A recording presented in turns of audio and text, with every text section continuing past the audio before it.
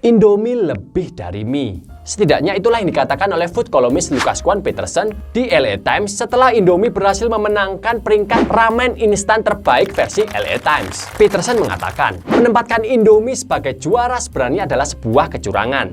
Karena Indomie lebih tepat dikatakan sebagai mie instan daripada ramen. Namun Peterson tidak peduli, sebab menurutnya Indomie memiliki cita rasa yang begitu menggoda. Peterson mengilustrasikan, ketika Indomie ayam panggang bersatu dengan bumbu-bumbunya, mereka itu seperti memberikan sensasi rasa surgawi. Ngomongin gini rasanya jadi ngiler kan? Memang bener sih, rasa Indomie itu begitu melegenda. Tapi tahu nggak sih sebenarnya awalnya Indomie itu bukan berasal dari PT Indofood Sukses Makmur loh. Bahkan awalnya Indomie, Supermie, dan Sarimi, mereka itu saingan. Loh, bukannya mereka itu satu produksi ya?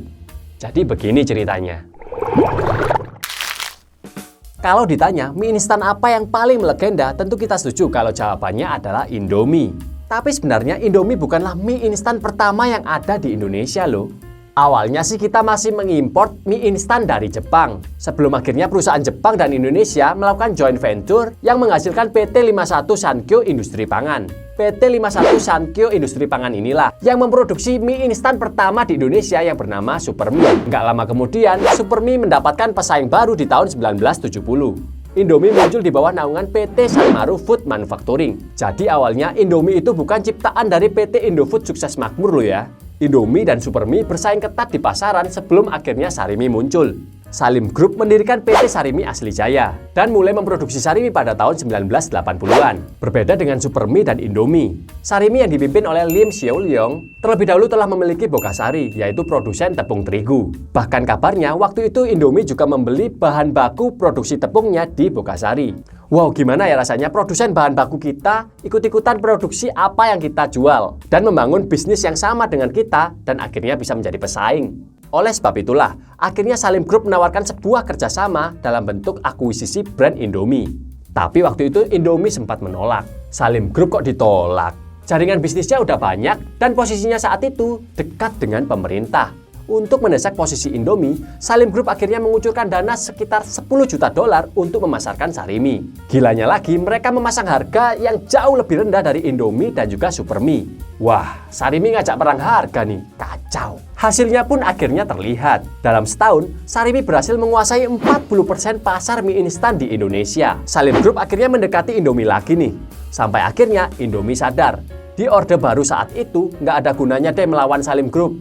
Indomie dilema antara harus bekerja sama dengan Salim Group atau harus melanjutkan perang harga. Akhirnya Indomie luluh juga dan dibentuklah sebuah perusahaan patungan yang bernama PT Indofood Interna. Pembagian sahamnya, Jayadi pemilik Indomie waktu itu mendapatkan 57,5%, sedangkan Salim Group mendapatkan 42,5% saham. Tampaknya perkawinan antara Indomie dan Sarimi cukup mendominasi pasar. Hal itu membuat Supermie harus ikut-ikutan untuk bergabung bersama PT Indofood Interna dari Jayadi ke pihak Salim Group. Hingga akhirnya Salim Group menguasai penuh PT Indofood Interna itu. Sejak saat itulah Salim Group lewat PT Indofood Interna mendominasi pasar mie instan di Indonesia lewat 3 brand, yaitu Supermie, Sarimi, dan Indomie yang begitu fenomenal hingga saat ini. Salim Group menguasai 80% pasar mie instan di Indonesia dengan presentase Indomie 60,3%, Supermie 7,8%, sedangkan Sarimi 6,7%.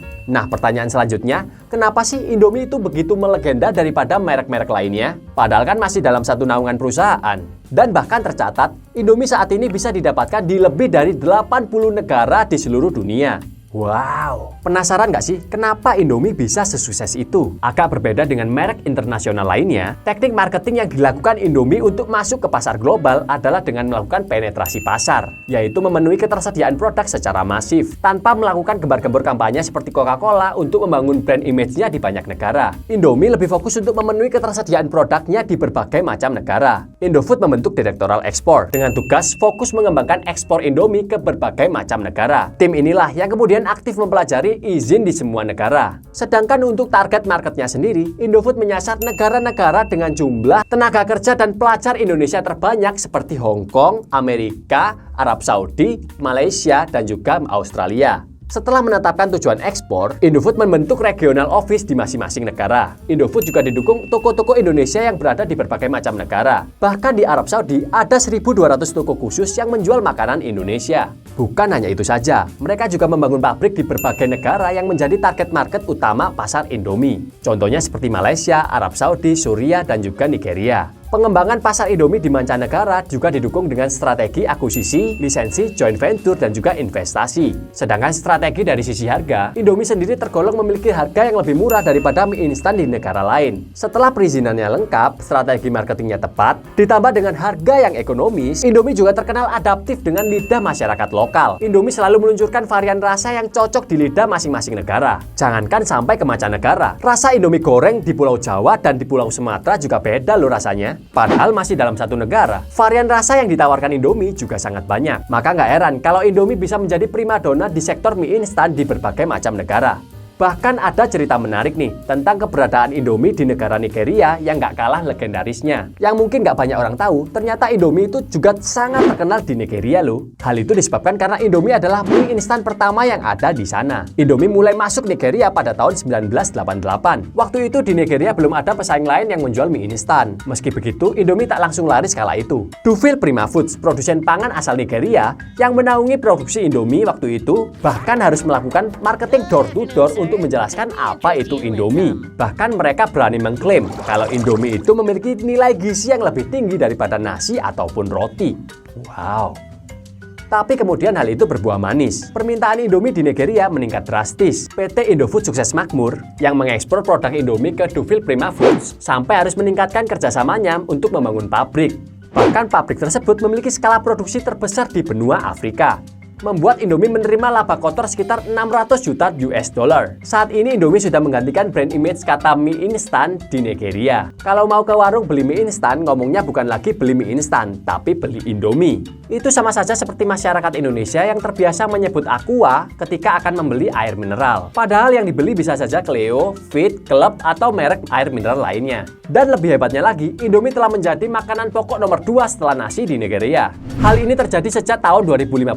Saat krisis ekonomi melanda Nigeria. Waktu itu nasi harganya melambung tinggi. Jadi daripada membeli nasi atau roti, mereka lebih memilih untuk mengkonsumsi Indomie yang sama-sama memiliki kandungan karbohidrat. Karbohidrat sih karbohidrat, tapi terus-terusan makan Indomie bisa jadi gawat. Saking cintanya masyarakat Nigeria kepada Indomie, banyak yang menduga kalau Indomie itu berasal dari Nigeria. Itu wajar aja sih, karena Dufil Prima Foods memang tidak pernah mencantumkan nama Indonesia ketika mempromosikan produk. Jadi ada cerita menarik nih. Ketika ada warga Nigeria yang datang ke Indonesia, dia begitu bangga karena dia mengira produk Indomie yang dia duga adalah produk asli negaranya, ternyata telah terjual hingga ke Indonesia. Dia begitu kaget ketika mendengar tentang the real story about Indomie. Ternyata Indomie adalah produksi dari PT Indofood Sukses Makmur, yang notabene adalah produksi asal Indonesia. Hebat banget ya Indomie ini. Kayaknya bener deh kata Peterson, Indomie lebih dari mie. Terima kasih sudah menonton video ini. Jangan lupa subscribe untuk mendapatkan video-video menarik lainnya seputar dunia entrepreneur.